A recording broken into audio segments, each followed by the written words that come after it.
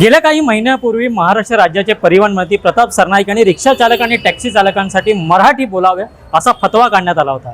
यानंतर आज पहिल्यांदाच मीरा भाईंदर शहरामध्ये जे रिक्षा चालक हिंदी भाषिक आहेत त्यांना मराठी शिकवण्यासाठी एक स्तुत्य उपक्रम लावला होता, ते म्हणजे मराठी शाळा।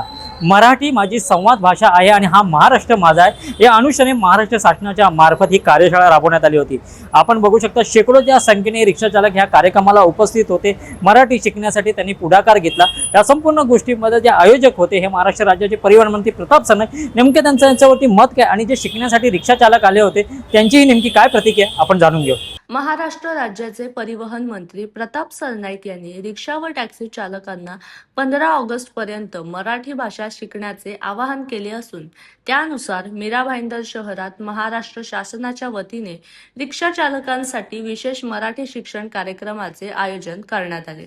या कार्यक्रमाला शहरातील शेकडो रिक्षा चालकांनी उत्स्फूर्त प्रतिसाद देत उपस्थिती लावली। मराठी भाषेचे महत्त्व, दैनंदिन व्यवहारातील उपयोग आणि प्रवाशांशी सुसंवाद साधण्यासाठी आवश्यक असलेल्या मूलभूत मराठी ज्ञानाचे मार्गदर्शन यावेळी करण्यात आले। कार्यक्रमादरम्यान अनेक रिक्षा चालकांनी सकारात्मक भावना व्यक्त करत सांगितले, आम्हाला पहिल्यांदाच असा परिवहन मंत्री मिळाला आहे जो स्वतःहून पुढाकार घेऊन रिक्षा चालकांना मराठी शिकवण्याचा प्रयत्न करत आहे। आम्ही मराठी भाषा शिकण्यासाठी पूर्णपणे तयार आहोत।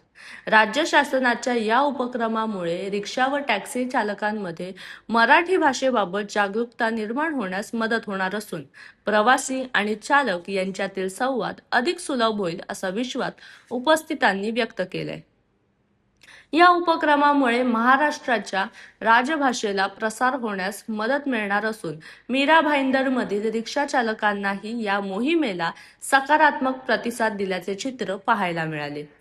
मीरा भाईंदरमध्ये 11 कार्यशाळा आयोजित करण्यात आलेले आमचे मीरा भाईंदरचे शहर प्रमुख सचिन मांजरेकर यांनी व आमच्या सगळ्या शिवसैनिकांनी एका कार्यशाळेचं आयोजन केलेलं आणि त्या कार्यशाळेच्या माध्यमातून जे हिंदी भाषिक रिक्षा आणि टॅक्सी चालक आहेत त्यांना मराठी शिकवण्याची जी मोहीम मुंबई मराठी साहित्य परिषद आणि त्याचबरोबर कोकण मराठी साहित्य परिषदेच्या माध्यमातून पूर्ण महाराष्ट्रामध्ये चालू आहे। राज्यामध्ये 4500हून अधिक शिक्षक या कार्यशाळा घेत आहेत आणि एक तासाचा असे 4 वर्ग त्या हिंदी भाषिक रिक्षा आणि टॅक्सी चालकांचे होणार आहे आणि एक प्रमाणपत्र त्या रिक्षा चालक आणि टॅक्सी चालकांना यांच्या माध्यमातून मिळणार आहे, जेणेकरून ज्यावेळेस परमिटसाठी ते परमिट मागायला येतील किंवा रिन्यू होईल परमिट त्यावेळेस ह्या जे त्यांचं प्रमाणपत्र आहे त्याची आवश्यकता लागेल आणि त्या माध्यमातून 15 ऑगस्ट पर्यंत जी राज्य शासनाच्या माध्यमातून परिवहन विभागाने मुदत दिलेली आहे त्या 15 ऑगस्ट पर्यंत त्यांना हे मराठी व्यवहार्य मराठी म्हणजे जुजबी मराठी शिकायचं आहे, जेणेकरून ड्रायव्हर आणि पॅसेंजर मधला संवाद जो आहे तो मराठीमध्ये होईल। 1989 सालचा हा नियम आहे आणि त्या नियमाच्या आधारेच हे सगळे परमिट दिलेले असल्या कारणानं फक्त महाराष्ट्रामध्ये जर तुम्हाला व्यवसाय करायचा असेल, काम करायचं असेल तर मराठी गरजेचं आहे आणि ते मराठी शिकणं तुम्हाला तुमचं कर्तव्य आहे असं समजून आमचे आता हे सगळे बांधव मराठी शिकतात। त्या गोष्टीचा मला आनंद आहे आणि खूप मोठ्या प्रमाणात गेल्या महिन्याभरापासून म्हणजे 1 जून पासून जी आम्ही प्रक्रिया चालू केलेली आहे 1 मे पासून त्या प्रक्रियेला प्रचंड प्रतिसाद मिळतोय। 16 ऑगस्ट नंतर काय कारवाई करणार ते बघा, शेवटी कायदा आहे, कायद्यानुसार कारवाई करावीच लागेल आणि महाराष्ट्रामध्ये जर मराठी तुम्हाला शिकता येत नसेल, पॅसेंजरबरोबर बोलताना प्रवाशांबरोबर संवाद साधताना जर मराठी तुम्ही बोलत नसाल तर मग त्याचा फायदा काही नाही आणि कायद्यामध्ये ती तरतूद आहे, त्या कायद्याचं पालन योग्य प्रकारे तुम्ही जर केलं नाही तर त्यानुसार कारवाई होईल। जे कायद्यामध्ये असेल कारवाई ही अभिप्रेत असलेली कारवाई 16 ऑगस्ट पासून आमची चालू होईल। म्हणजे एक गोष्ट मात्र या ठिकाणी स्पष्टपणे सांगतो, मी जर असं कोणी म्हणेल की आम्हाला संधी दिली नाही, संधी उपलब्ध करून दिली नाही, तर मी 100 दिवसाच्या पेक्षा जास्त म्हणजे 105 दिवस दिले होते। 105 दिवसामध्ये मराठी तुम्हाला शिकायचं होतं आणि 105 दिवसामध्ये जर तुम्ही मराठी शिकत नसेल तर जाणीवपूर्वक तुम्ही मराठी नाही शिकत असा सर्वसामान्य आमच्या RTOच्या अधिकाऱ्यांचा समज होईल आणि त्या माध्यमातून ती आम्हाला कारवाई करावी लागेल। परत एकदा मी सांगतो, महाराष्ट्रामध्ये जर व्यवसाय करायचा असेल तर मराठी अनिवार्य, मराठी तुम्हाला शिकावंच लागेल, नाहीतर कायद्याला जे काही कायद्याचे निकष आहेत त्या निकषाला तुम्ही सामोरे जा। यहाँ आके बहुत अच्छा लगा।